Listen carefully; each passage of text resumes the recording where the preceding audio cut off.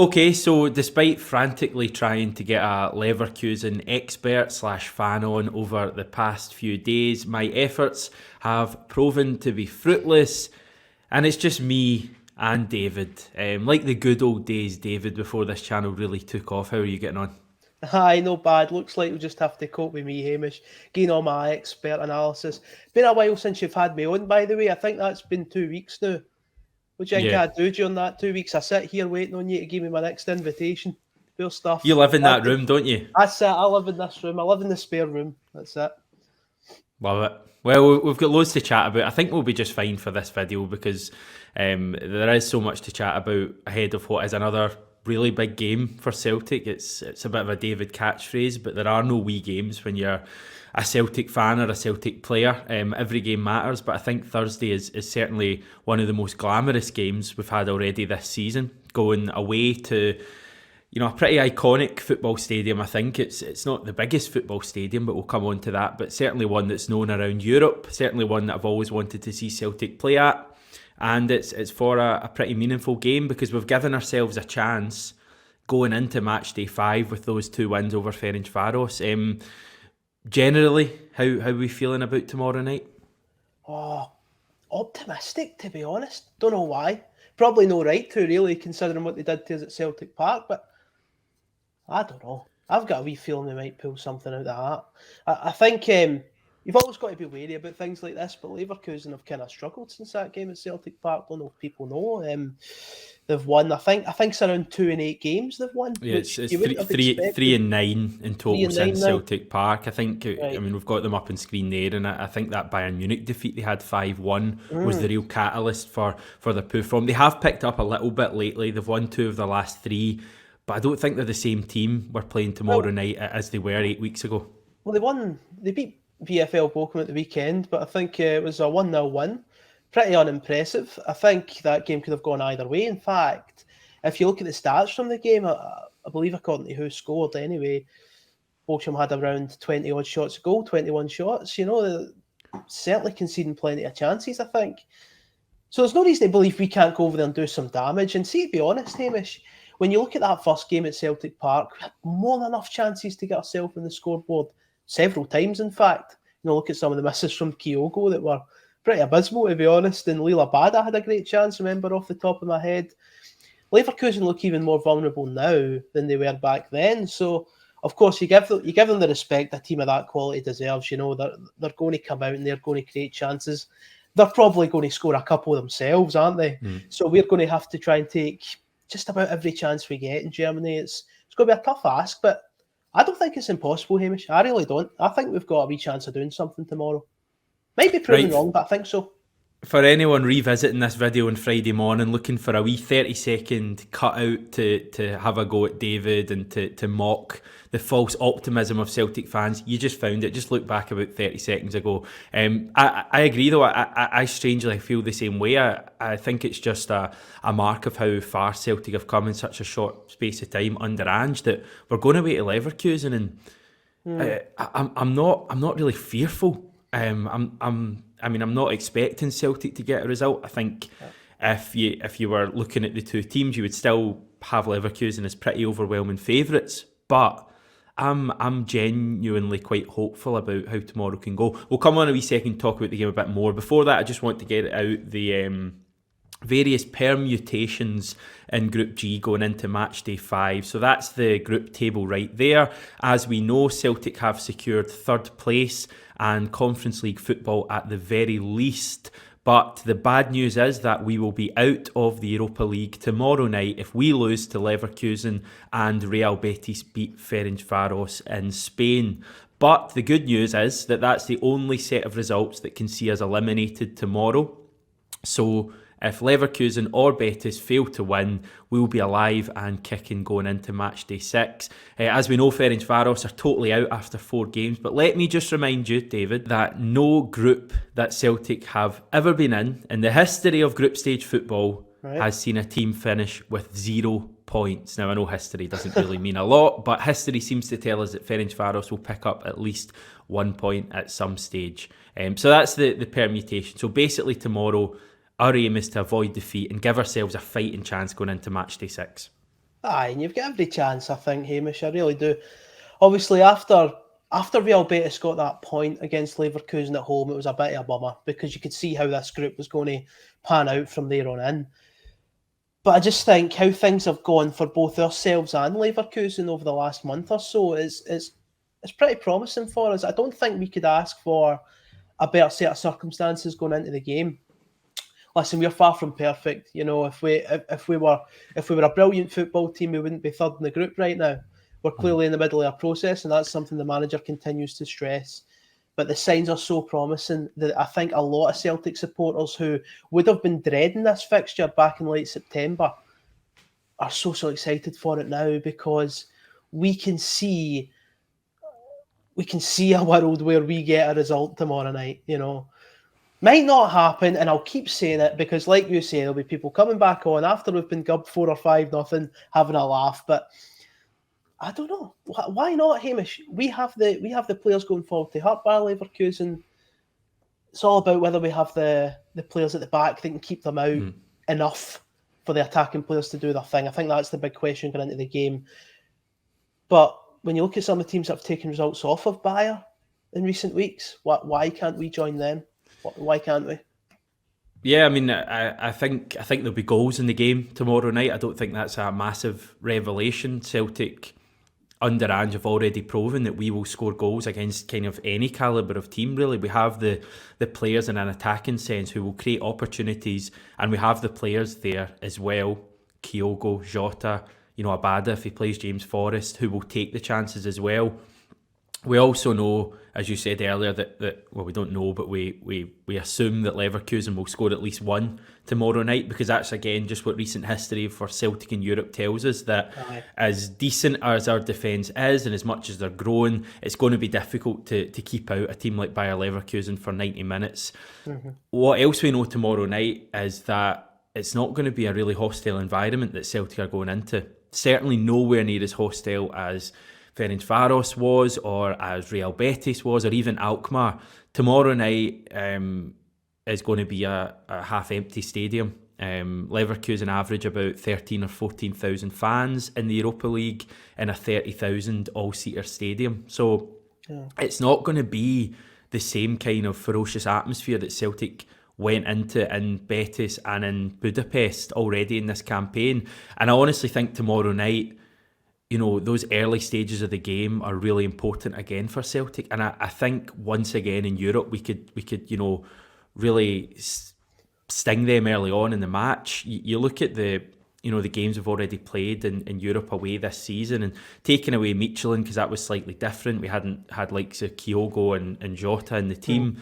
Jablonic's 12 minutes, we score the opening goal away from home. It's Abada. Alkmaar, 3 minutes, Kyogo. Betis, 15 minutes, Ayeti. And Ferencváros, of course, 3 minutes, again, Kyogo. It's almost as if defenders take a while to warm up in these games, and our attackers, the likes of Abada and Kyogo, are just so alert from minute one. And I think there's a chance to do that again tomorrow when you take all the factors into account, the fact that Leverkusen beat us 4-0 last time. Their players wouldn't be human if they're not turning up and thinking, this could be easy again tonight. The fact the stadium's going to be half empty, the atmosphere in terms of the home support probably won't be great. And if those Celtic players start like they did in Budapest and away to Betis, I think we could get another early goal tomorrow. I really wouldn't be surprised at all. It's just about, from that point onwards, how does the game go? Possibly. I just wonder whether the early goal at times goes against us, I mean, in some of the games you've mentioned there, Alkmaar, that was turned around pretty quickly. I think Alkmaar sort of stepped up a gear afterwards. We managed to see that out quite well in the end. Betis, I was just a disaster, really, what happened after 2-0. I wonder if supporters would maybe feel more optimistic about getting to, say, the half-hour mark at nothing each than they would scoring in the first 2 or 3 minutes of the game. It's a different scenario if you get to 1-0 after half an hour, of course, but I would like to see Celtic ease into the game tomorrow, to be honest, and get the game down to a pattern that's not wave after wave of Leverkusen attack. Shows that we can, implement an element of control in the match, which I did feel after the opener in Alkmaar we didn't necessarily have. didn't necessarily feel as if we were in control of Betis either after they got 1 goal back at 2-1. So I would like to see a bit more of that away from home. Again, it's tough opposition. I think it's a great point you make about the stadium. You might find that these Leverkusen players thrive more. In fact, we spoke to Derek Ray, remember, before the first game against Leverkusen, and he thought that they would thrive at Celtic Park in that kind of environment. That's the kind of environment they'd maybe prefer than what they actually experience at the Bay Arena. Who knows? We saw Ferencvaros go there and certainly give them a scare.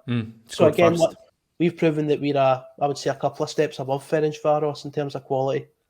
So we have every right to be optimistic, Hamish. In any sense, in any way you look at this game, you have every right to be optimistic as a Celtic fan. Yes, might fall flat in your face. Often tends to do so, doesn't it?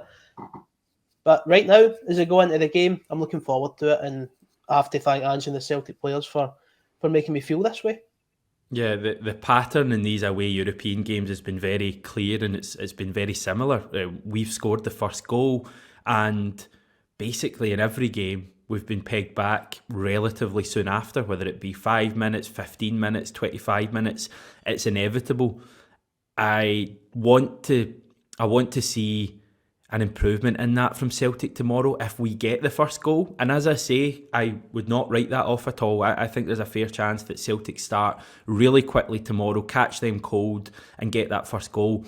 At that point, I want to see the evolution and the improvement in this team. Can hold on to a lead, because that's the one thing that we haven't really seen from this team yet. They've been very good at learning from things, and I think, to be fair, Ferencvaros was a real improvement on the previous European away games we've had this season, in that even when we conceded that equaliser, we calmed it down and we got the game going again.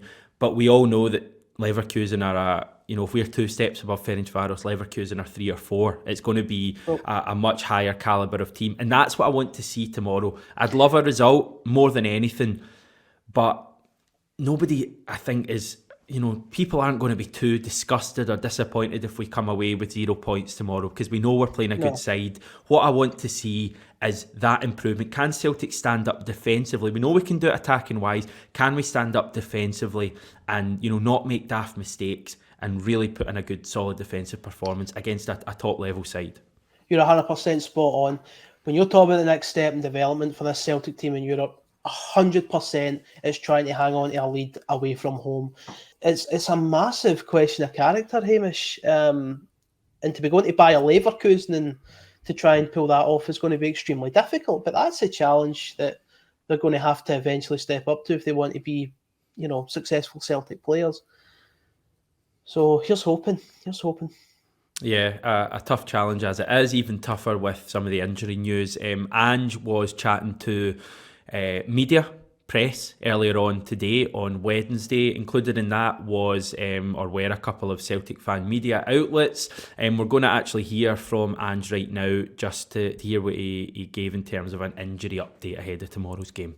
From the weekend, everyone's good. They got through it okay. While she trained, he got a whack on his cheekbone, but he's fine. Everyone else got through it okay. No one really coming back. Tommy's close, but we'll probably leave him for the weekend. Carl's probably a couple of days behind him, so both very close. But again, we've got a lot of games coming up, so we just got to be careful. And Giacomarca's still having a little bit of an issue with his knee, so we're just going to get it checked out just to see what the actual problem is. I don't expect anything longer term, but again, he'll be out as well. So pretty much, as is from the weekend. So David, we hear there Rogic and Starfelt will almost certainly both miss out tomorrow. Giacomakis obviously still out as well. Who's a bigger blow, do you think, out of those 3? I suppose you probably have to say Rogic, but I don't think it would be too unexpected. I really didn't expect Rogic or Starfelt to play a part. Wouldn't actually surprise me if at a push they could. But throwing players who have been out for a month and a bit and against Bayer Leverkusen, always a no-go for me. Giacomakis one sounds interesting. I'm really hoping he's back, relatively soon, because you look at our striking options, it's really thin the ground if we don't have Giacomakis available. We're going back to Albin Ayeti again, who I think we all agree just isn't good enough to be a Celtic striker. So there's some problems there, but I think he's 11 tomorrow. kind of picks itself, and I don't think if any of them would have been fit, they would have been able to play tomorrow. Or they would have been selected tomorrow anyway. I think Ange will go with a bit of consistency, except in one position, if you're going to ask me my team eventually.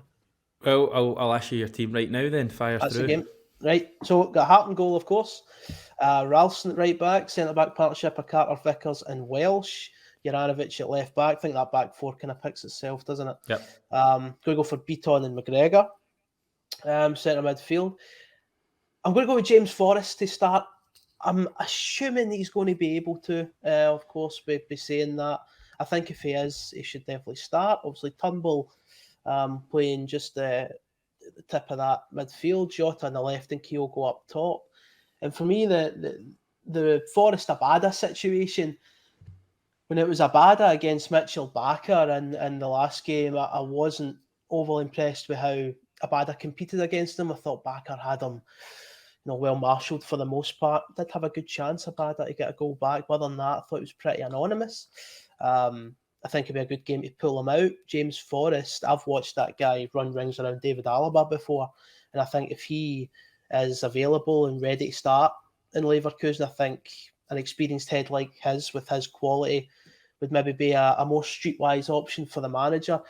Bakker, I don't believe is going to be available. I think he's out just now with ligament damage, so it looks like it will probably be Daley Sinkgraven that will play left back for Leverkusen, Dutch under-21 international. And I'd fancy Forrest to give him a right tough test, to be honest. Teach him a lesson, hopefully. So for me, I think I'd go with a bit of experience in there, Forrest fit. So that's my front four for me, and that's my team. What about you? I agree totally. My team is the same as yours. I've got James Forrest coming in for Abada, as I think most people would watching this.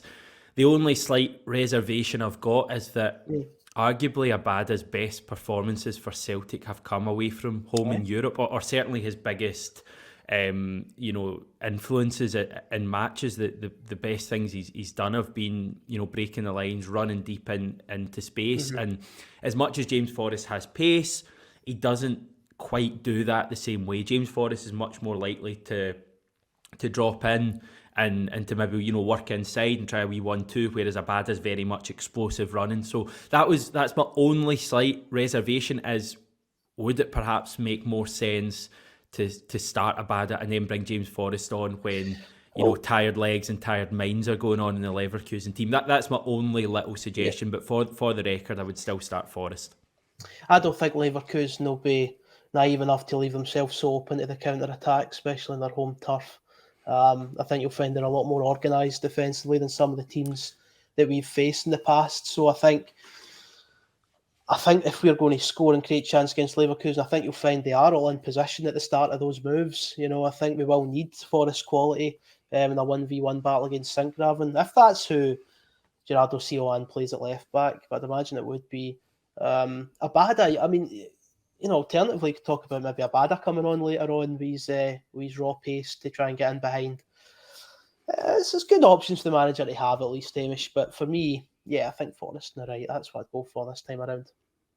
Yes, if we go back to my team there, I think that midfield, Rogic is obviously a big miss, but I think that midfield of Beaton, Turnbull and McGregor, I feel strangely positive about that. Yeah. I think David Turnbull, I feel like games like this quite suit him because there's a bit more space for him to play. McGregor, we know what we're going to get from him, and Beaton is arguably going through his best spell as a Celtic player in a good few years. So I'm quite confident about that.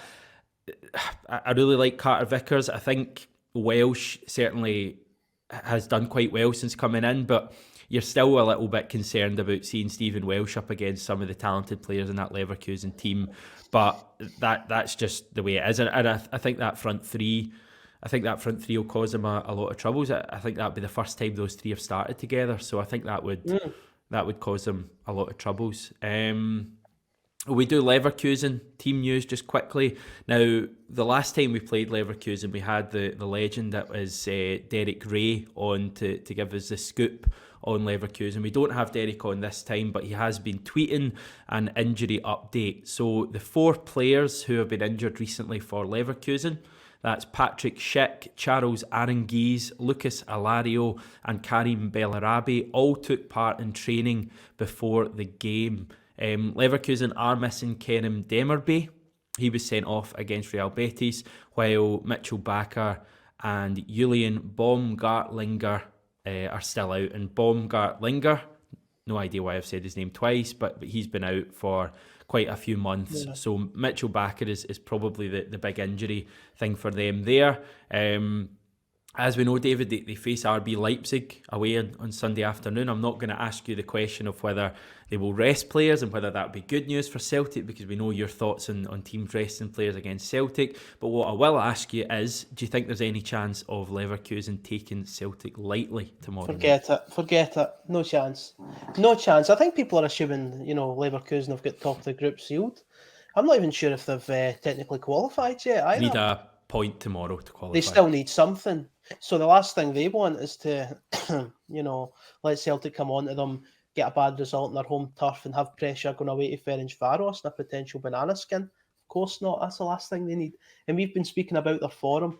2 wins in 8, 3 wins in 9, whatever way you want to put it. It's not good for them. Do you think their manager just now, with the pressure he'll be under, is able to pick and choose what games he wants to turn up for? No, I don't think so. You'll find that they'll play their strongest 11, Hamish, and it'll be down to Celtic to try and combat it. And I think that's exactly what Ange Postecoglou will be preparing for. I think, as I've said already, there's a chance for Celtic tomorrow night. I really do. I think there might be a wee bit of flatness in that Leverkusen team for whatever reason, whether it be the atmosphere, and I know they'll be well used to the atmosphere.